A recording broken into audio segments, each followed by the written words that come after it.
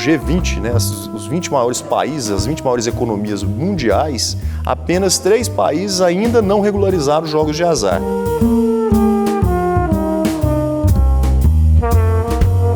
Senador, e em relação ao jogo do bicho? Há previsão dentro desse mesmo projeto da legalização do jogo do bingo e também do jogo do bicho.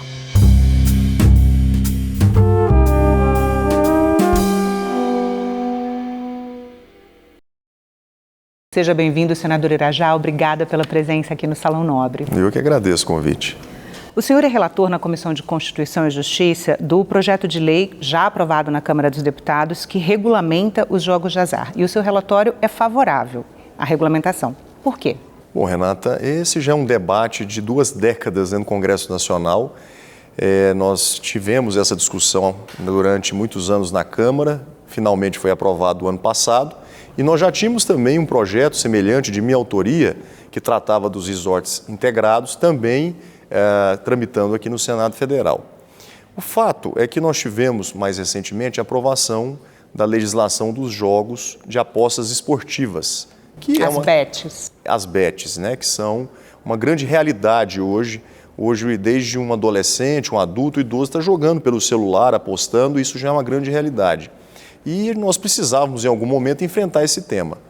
Avançamos, aprovamos e regulamentamos. E agora chegou a vez do jogo de azar físico, porque as bets são jogos eletrônicos. E agora nós estamos tratando desse debate na CCJ. Das experiências internacionais que o senhor conheceu de jogo legalizado, de algum país específico influenciou a sua decisão? Sem dúvida, esse é um tema que eu estudei com profundidade já há quase 5 anos, desde que eu cheguei aqui no Senado em 2019. Eu tive a oportunidade de conhecer o modelo americano, né? Las Vegas, que é um centro turístico conhecido mundialmente, Singapura é um outro complexo também muito consolidado no mundo, Macau, Cancún, México, né? Nós temos vários bons exemplos e todos esses bons exemplos nós pudemos aproveitar a experiência de cada um desses lugares para apresentar essa relatoria agora para a gente fazer um modelo brasileiro que seja exitoso. É importante destacar, Renata, que do G20, né, os 20 maiores países, as 20 maiores economias mundiais, apenas 3 países ainda não regularizaram os jogos de azar. Não é possível que está o mundo todo errado e apenas o Brasil mais 2 países muçulmanos corretos. Né? Esse é um bom exemplo que eu sempre costumo dar aqui dentro do Senado Federal. O senhor pode explicar em linhas gerais como é que vai ser a regulamentação? Onde é que vai poder ter cassino, por exemplo? Então, esse texto, ele prevê a concessão federal em todos os 27 estados da federação. Para quem está nos assistindo, é o mesmo exemplo dos aeroportos, de uma rodovia federal que foi concessionada por uma empresa privada explorar o trecho. Então, serão outorgas, concessões federais, técnica e preço, ou seja, os melhores projetos é que serão os vencedores, que terão mais investimento, mais geração de emprego e renda, e cada estado poderá ter uma licença apenas.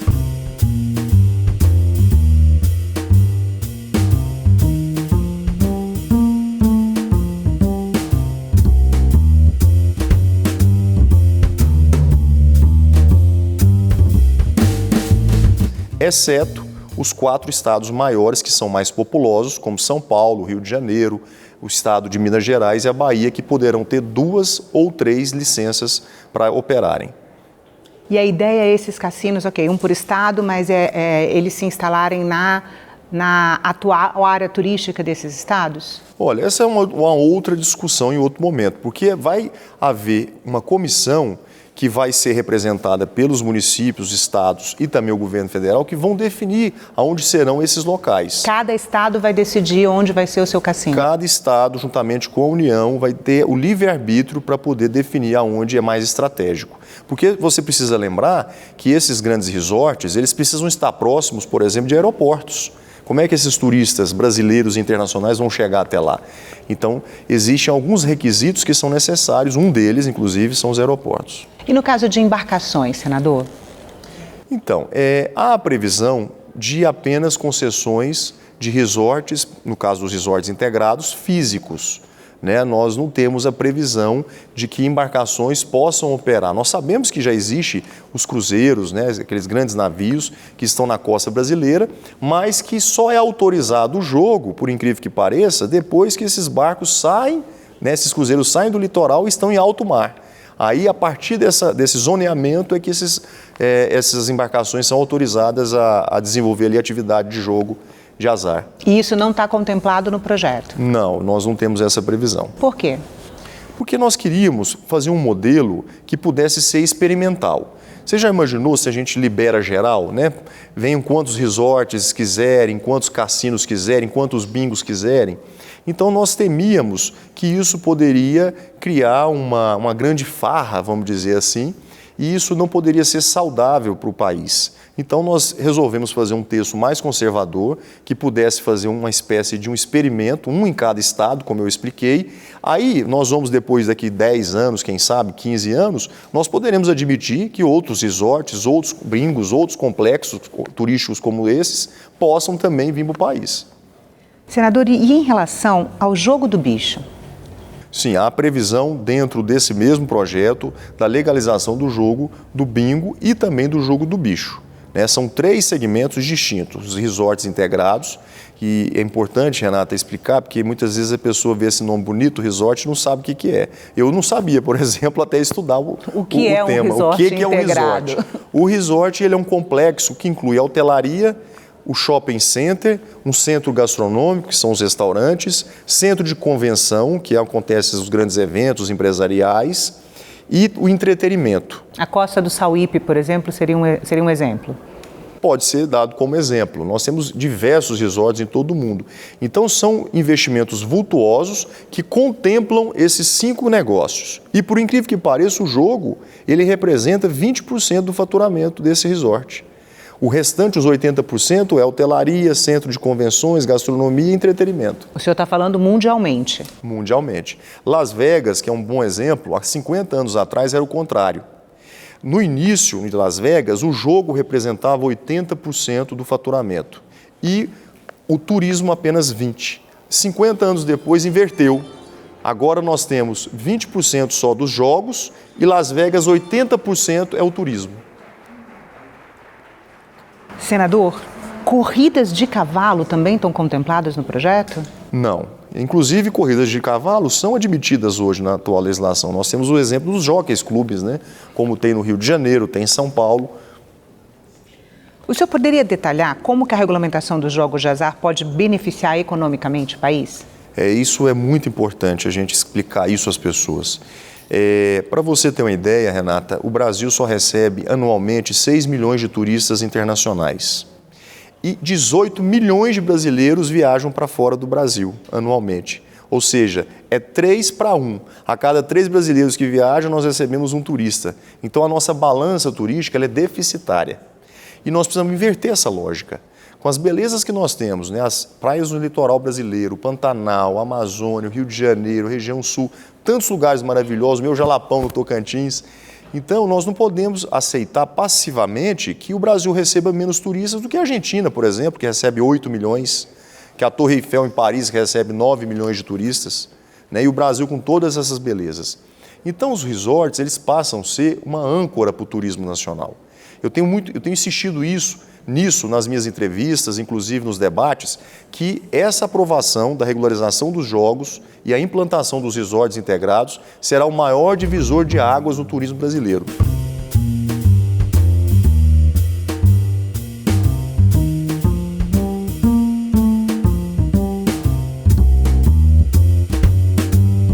Nós vamos lembrar do turismo brasileiro antes e depois dos resorts integrados. A exemplo do que aconteceu em Singapura.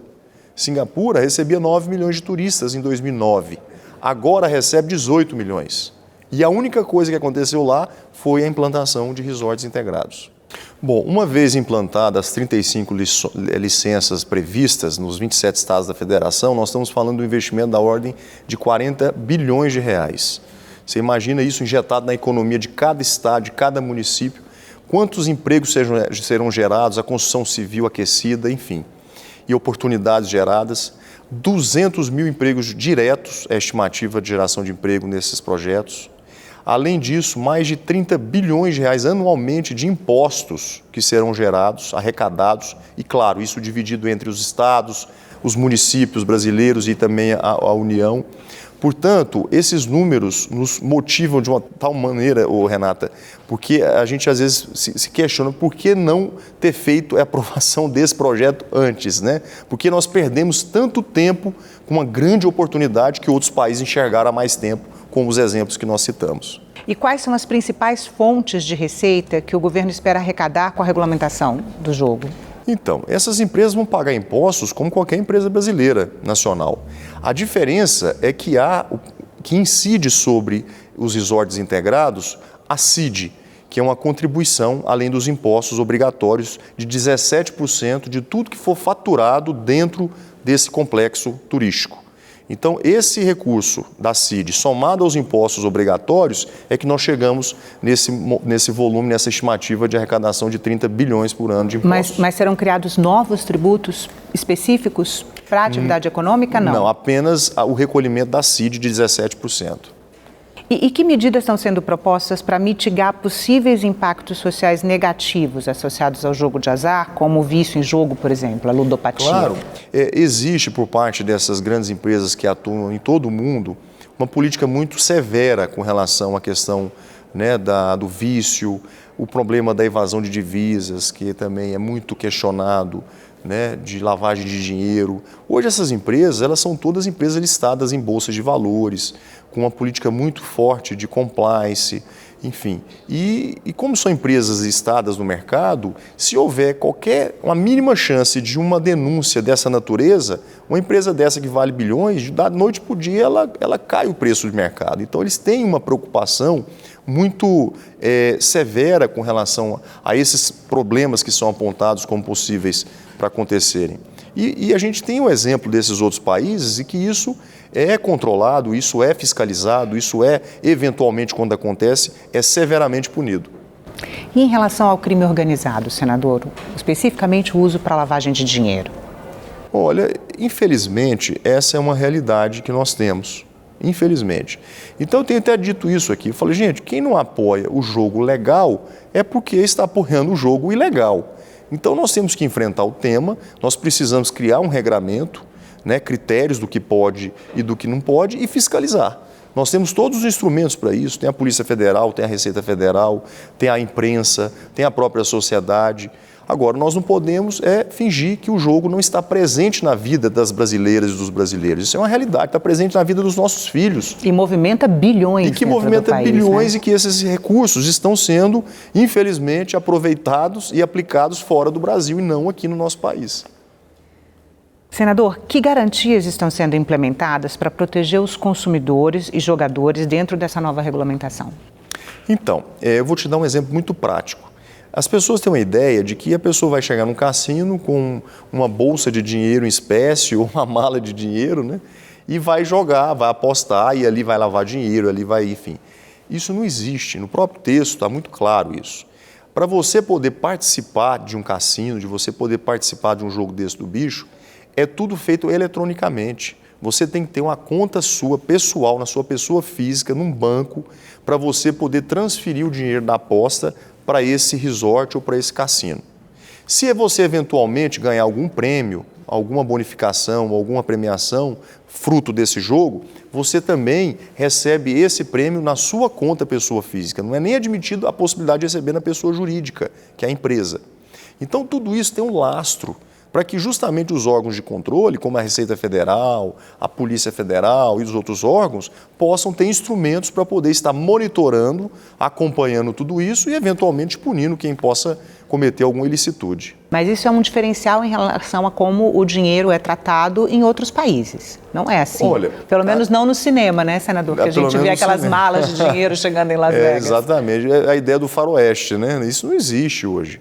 Como eu expliquei, essas empresas são empresas sérias, idôneas, empresas que têm ações listadas nas bolsas de valor de todo mundo, né, que existe uma política de auditoria muito rigorosa em torno dessas empresas, até porque o valor de mercado dela depende do cumprimento de todas essas políticas, né, que nós falamos aqui, contra lavagem de dinheiro, sonegação fiscal, de evasão de divisas, de vícios.